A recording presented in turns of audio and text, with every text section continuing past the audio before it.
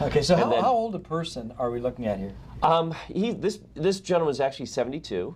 So That's not bad for 72. I mean, here's another view of it that's nice. You can see the little square vertebrae. Yep. And then here it is in the back. We're looking at it, and then here it is. We're looking through the center of it. Oh, that is just really. And again, have you ever found a bone tumor or a bone? Oh yeah. Really? Yep. And people can have chest pain and back pain because of problems in the spine, arthritis, tumors in the bone, things like that. So again, we can evaluate and look at that along the way. So there's lots of gravy that we get in addition to this. Let me show you one little interesting thing here in this gentleman is that as we're looking at the aorta, this is looking at it from the side, the slices from the side. So here it is coming out of the heart. Aorta coming up. Okay. Here actually, as you talk about the circulation, here's the superior vena cava here, draining into the heart. Ah. And then down here is the inferior vena cava. Oh, wow.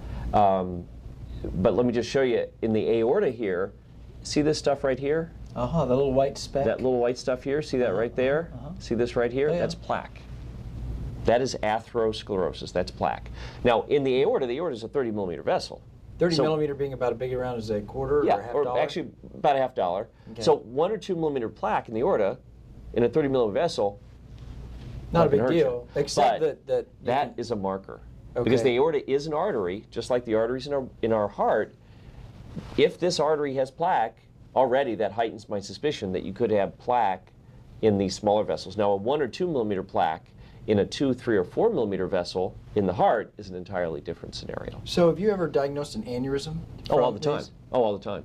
Really? Oh, yeah. And do you usually see those around plaques? Is there a relationship between the plaque and the aneurysm in the pictures you see? There are different kinds of aneurysms, but yeah, it can be related to the plaque. Sometimes it's related to high blood pressure can cause it. But we'll see that.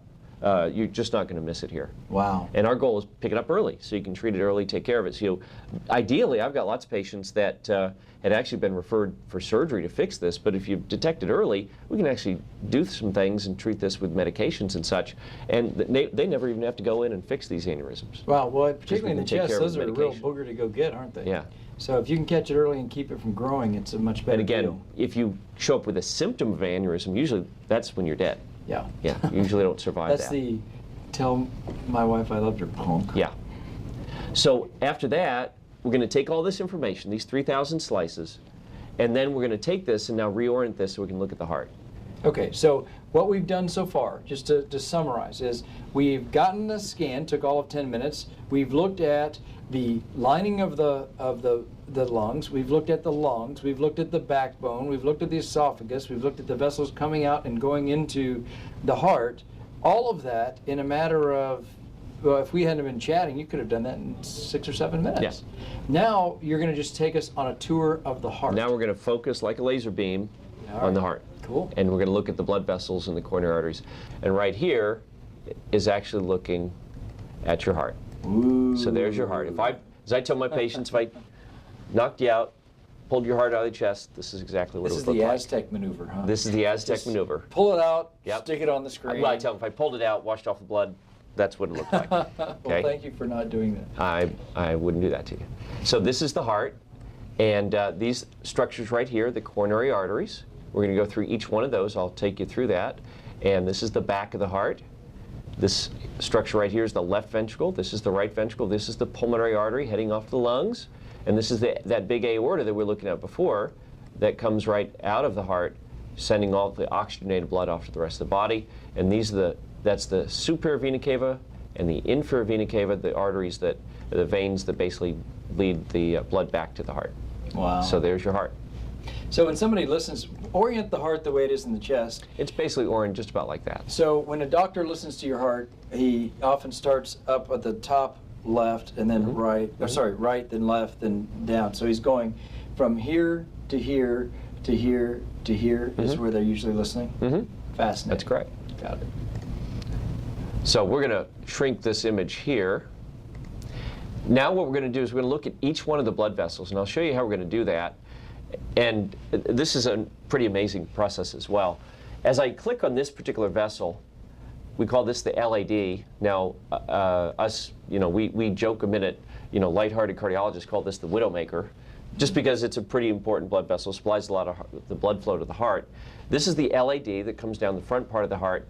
As I click on that vessel here, I'm going to take that three-dimensional image, think of this as the globe view, and convert this to this two-dimensional map of that same vessel. To say what you just said in a different way, if a person has a heart attack out here, that's what some people call a minor heart attack. Right. If it's a heart attack up here, it's a major heart The attack. further upstream, the bigger the river, the bigger the part of the river, the more trouble you're in. Okay? This is the Mississippi. As it gets down here, you're into the Monongahela in Ohio. Now, Okay? so this is here. Yes. And this is here. You got it. And what is that? Well, that's plaque. And let me show you how we're going to further look at this plaque. Now, appreciate, the heart is a three-dimensional object. We've got a two-dimensional map here. But what happens is, with the magic of computers, I can take that data. We've got this volumetric, inherently three-dimensional data set. And as I turn your heart here, I can turn and spin that blood vessel here 360 degrees. So I can look at that blood vessel from any conceivable angle.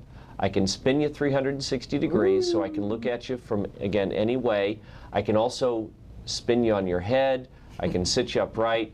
So we can look at that vessel, again, in a very, almost microscopic, very comprehensive way. We're not going to miss anything here. And that's why I tell people, when we do this, if there is problems, we'll see it. If there is not a problem, there is not a problem.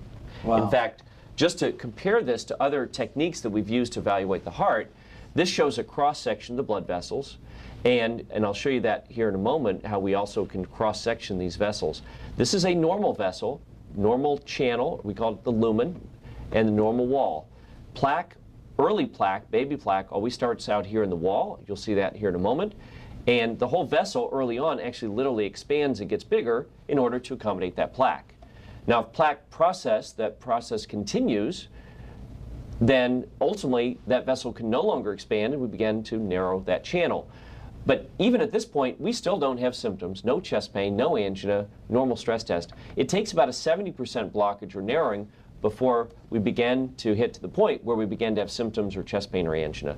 So when people need balloons and stents and bypass surgery or flunk their stress test or have angina or chest pain, they don't have a little disease. They've got a lot of disease. And when a person has a heart attack, does it usually, is this when the heart attack occurs here, or does the heart attack occur back up here? Well, this sets you up for the heart attack, but this is the heart attack right here. And many times you have plaques that are actually sort of between these two plaques, no blockage, no obstruction, no symptoms, normal stress test.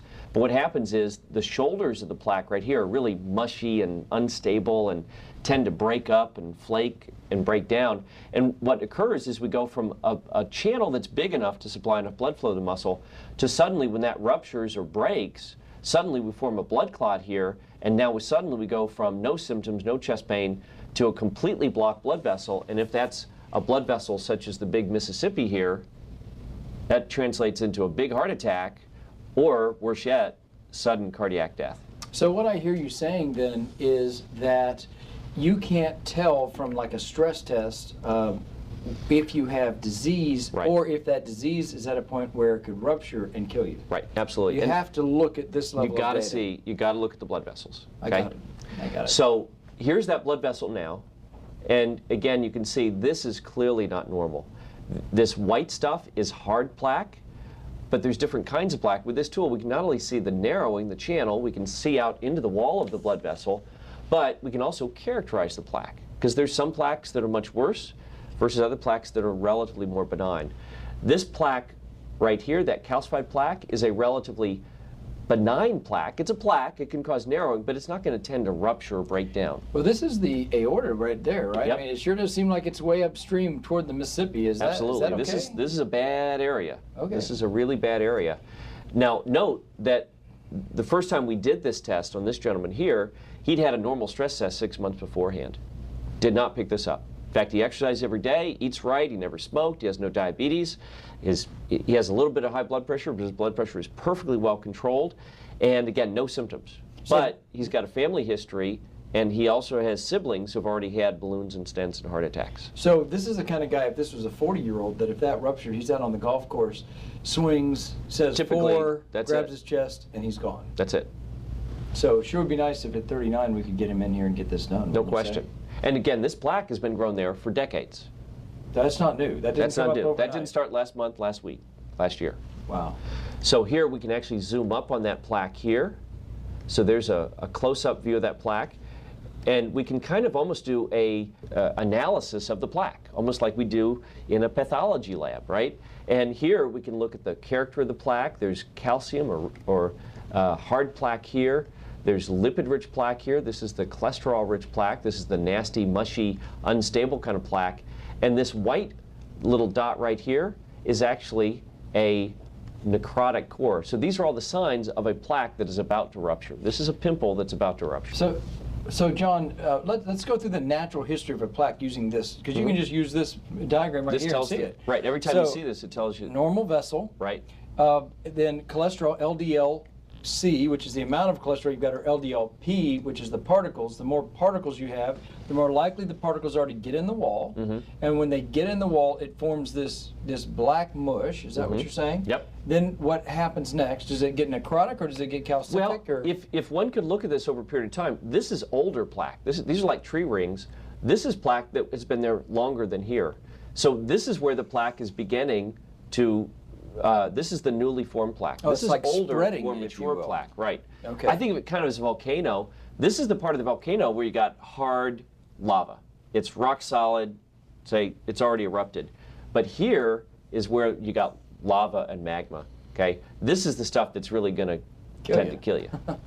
And we're actually seeing the natural history, the biology expressed just in this this individual. And the big message to the people who are seeing this is, if you go back, you can literally take this, shrink it, stabilize it, and keep it from rupturing. No question. We have the technology. That's what we do. But you got to know it's there. Absolutely.